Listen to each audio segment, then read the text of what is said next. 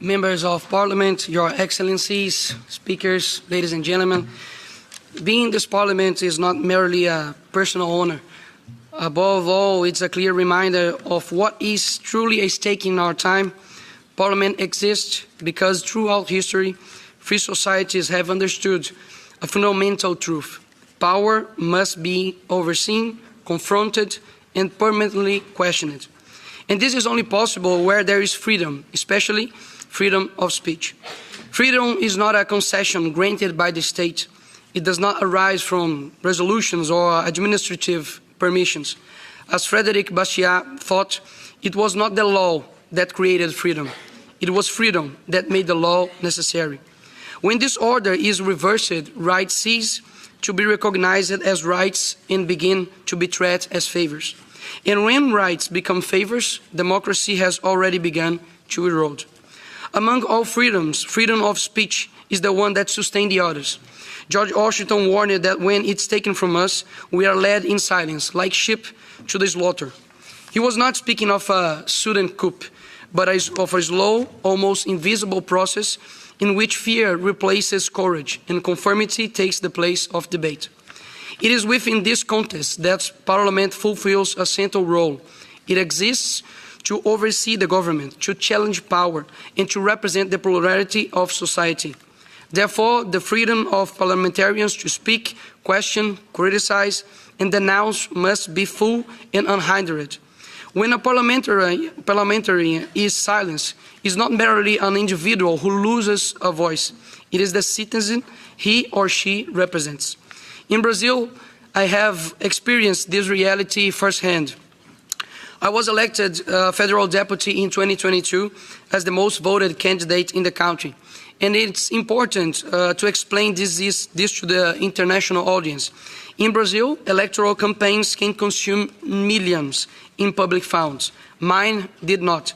It was financed by private donations at an average cost of approximately €1 per vote. The internet, as a free space for the exchange of ideas, was decisive in this process. There, ordinary citizens were able to debate politics without official filters, without state mediation, and without prior authorization. And it was precisely for this reason that the reaction came. At the end of that election, my social media accounts were suspended after I requested that the Electoral Court investigated allegations related to the electronic voting system. I did not declare fraud. I did not incite violence. I merely requested an investigation. Even so, I was censored. It became clear that the issue was not the content, but the right to question.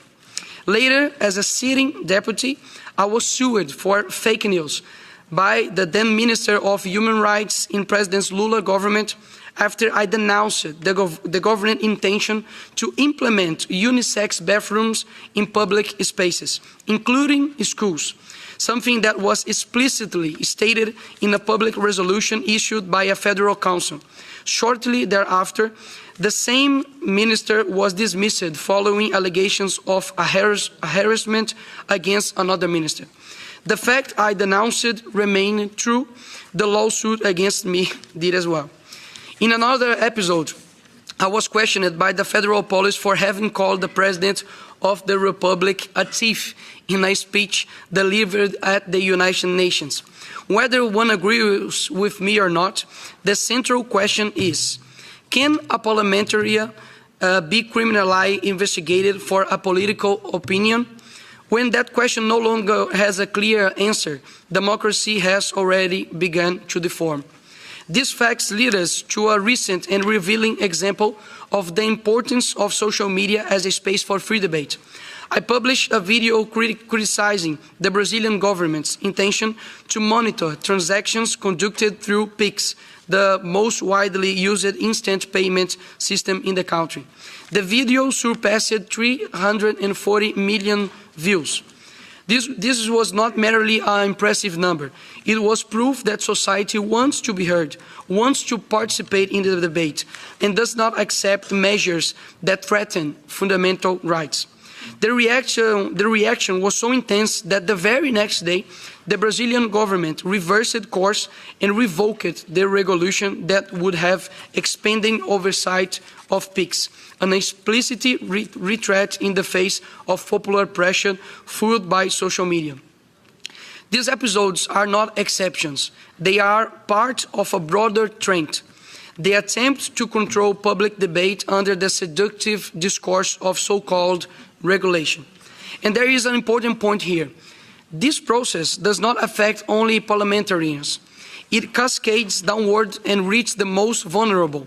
It affects students in schools and universities who learn earlier on that certain questions must be not asked. It affects teachers who begin to weigh every word out of fear of punishment. It affects pastors, fathers and mothers, ordinary citizens who feel constant pressure to remain silent, even in the face of absurdity. Because if those who enjoy parliamentary immunity are being persecuted, investigated and intimidated for their opinions, the message received by the ordinary citizens is simple and brutal. Stay silent or you will be the next. This is the pedagogy of fear. Recently, I perceived even greater clarity the strategy of the censors. It is not merely about defeating the right politically, but about killing it while it is alive, pushing it into invisibility, suffocating its presence on social media, and spreading digital fear so that it paralyzes people in real life. Face this. I made a concrete decision. I decided to launch a movement called Wake Up Brazil. I walked for 7 days, foot by foot, covering 255 kilometers from my state, Minas Gerais, to the capital of Brazil, to send a clear message. We exist, we will not accept being pushed into silence, we will not be stopped, neither on social media nor in the physical world. People were calling me the Brazilian Forrest Gump. But it was the best experience of my life. And this was possible because today the internet is the largest public square in the history of humanity. It where ideas emerge, circulated, are challenged, corrected, and refined. Its foundation is freedom. And in Brazil, there are repeated proposals to force the removal of publications deemed potentially false without a judicial decision. This is not regulation. This is a political control of speech. Whenever the state assumes the role of a prior arbiter of truth, debate dies before it even begins.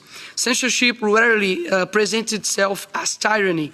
It presents itself as care, protection, the fight against hatred or the fight against disinformation. But the final result is always the same: less freedom, less pluralism, less democracy. Defending freedom of speech does not mean agreeing with everything that is said. It means understanding that truth does not arise from imposed silence, but from the open confrontation of ideas. It means trusting society more than the censor.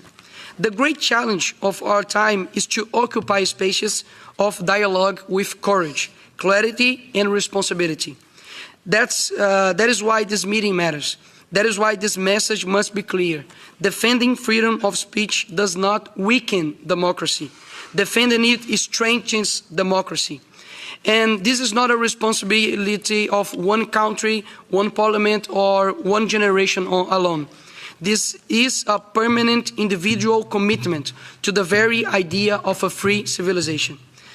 I will continue with courage to defend my family, my homeland, my faith, and no censor will ever be able to stop me. And I encourage you all to do the same. And last but not least, you all guys can have political powers, you can have the best curriculum, you can have the best network. I think that Europe needs to claim a name above all, that is Jesus. Because when the left hear this name, they tremble. You cannot win this fight without him. Thank you so much.